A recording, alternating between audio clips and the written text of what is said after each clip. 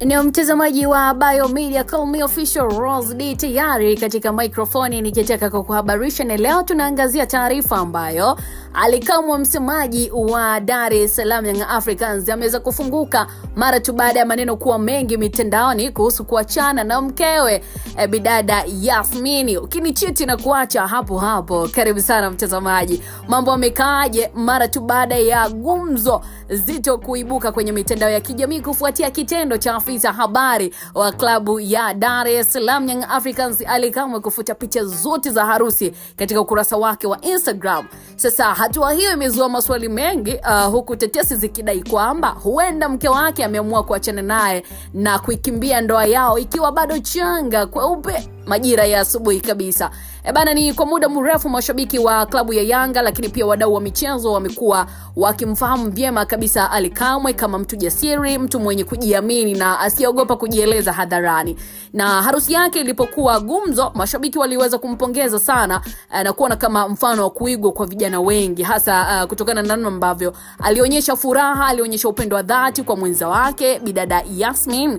Lakini kwa sasa hatua ya ghafla kiukweli ya kufuta picha zote za kumbukumbu imeacha maswali mengi sana kuliko majibu. Na katika jamii ya leo, mitandao ya kijamii tunaona imekuwa kioo cha maisha ya watu, lakini picha za harusi mara nyingi huwa ni alama ya fahari na kumbukumbu za kudumu. Hivyo kuziondoa katika page yako huibua hisia kali kwa wafuasi ambao wanakufuatilia kila siku. Wapo ambao wamedai kwamba kitendo hicho ni ishara ya kuvunjika kwa ndoa ya Ally Kamwe, huku wengine wakiamini huenda ni njia ya kulinda faragha ya kifamilia katika kipindi kigumu. Na gumzo zito limeibuka katika mitandao ya kijamii kufuatia kitendo cha afisa habari wa klabu ya Yanga Ally Kamwe kufuta picha zote za harusi katika ukurasa wake wa Instagram. Na hatua hiyo pia imezua maswali mengi, huku tetesi zikidai kwamba huenda mke wake bidada Yasmin ameamua kuachana naye.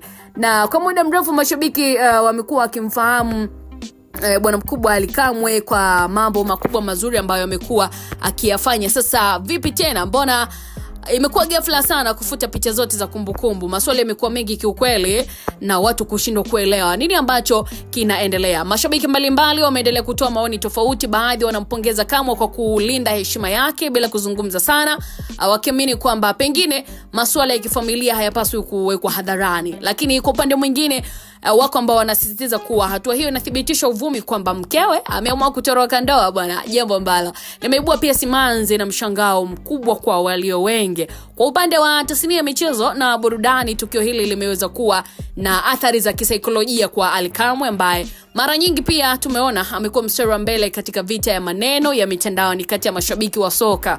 Wengi wanajiuliza sasa kama hali hii ya kifamilia pengine inaweza kuathiri moja kwa moja utendaji wake wa kazi ama vipi, hasa ikizingatiwa majukumu yake mazito ndani ya klabu ya Dar es Salaam Young Africans. Hata hivyo pia right now hadi Ally Kamwe hajaweza kutoa kauli yoyote rasmi ile kuhusu kile ambacho kinaendelea. Mashabiki zake wanatarajia kwamba atazungumza ili kuweka mambo wazi, au pengine ataendelea kubaki kimya akilinda faragha yake. Kwa namna yote ile, basi mjadala huu unaendelea kushika kasi mtazamaji wa Biomedia, na gumzo linaonekana halitakoma hivi karibuni. So kama Biomedia ni kuambia tu kwamba tunaendelea kuliangazia kwa ukubwa kabisa, tuone matamko rasmi kutoka kwa watu wa karibu yatakuaje, ama kutoka kwa wenyewe wawili yatakuaje. Endelea kuambatana na Biomedia till tamati.